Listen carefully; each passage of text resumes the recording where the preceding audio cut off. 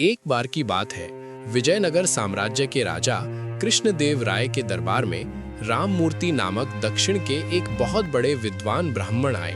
उन्होंने राजा कृष्णदेव राय से कहा, महाराज, सुना है कि आपके दरबार में बहुत बड़े बड़े विद्वान हैं।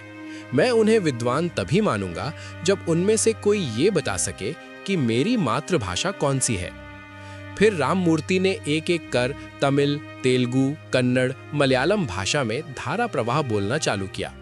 उनकी भाषा सुनकर ऐसा लग रहा था मानो वो जिस भी भाषा में बोलते थे यही उनकी मातृभाषा है।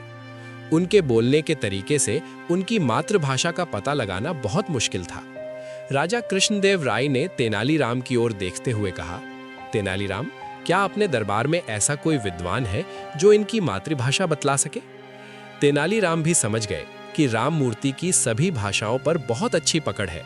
तेनालीराम ने महाराज कृष्णदेव राय से कहा, महाराज, इनके जैसे महान विद्वान अगर हमारे यहाँ कुछ दिन मेहमान बनकर रुके और हमें अपनी सेवा का अवसर दें तो ये हमारे लिए बहुत ही गर्व की बात है। महाराज कृष्णदेव राय भी तेनालीराम के इशारों को समझ गए और उन्होंने भी विद्वान से कुछ दिन महल में रुकने का अनुरोध किया। राम मूर्ति 3 दिन महल में रुकने के लिए तैयार हो गए। दूसरे दिन जब राम मूर्ति नित्य कर्म के लिए जा रहे थे तो तेनालीराम भी उनके साथ चलने लगे। रास्ते में एक कांटा राम मूर्ति के पैर में चुभ गया और राम मूर्ति ने अम्मा अम्मा बोलते हुए अपना पैर पकड़ लिया। तेनालीराम ने राम मूर्ति के पैर से कांटा निकाला, जिससे राम मूर्ति को आराम लग गया। राम मूर्ति 3 दिन महाराज कृष्णदेव राय के मेहमान बनकर रहे और तीसरे दिन जब वो जाने लगे तो उन्होंने महाराज से बोले, महाराज, अब मैंने 3 दिन आपका अतिथि स्वीकार किया और अब मैं अपने घर जाना चाहता हूँ। क्या आपके दरबार में कोई विद्वान है जो मेरी मातृभाषा बतला सके?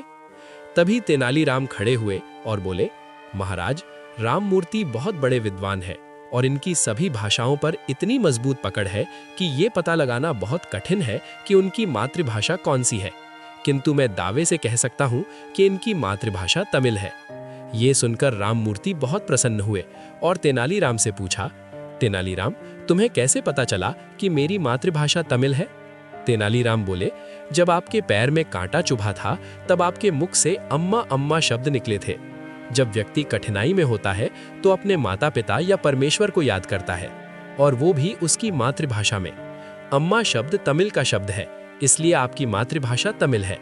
तेनालीराम की बुद्धिमता को देखकर राम मूर्ति बहुत प्रसन्न हुए और तेनालीराम की बुद्धिमता की प्रशंसा करते हुए चले गए और राजा कृष्णदेव राय ने प्रसन्न होकर तेनालीराम को ढेर सारे उपहार और सम्मान दिया।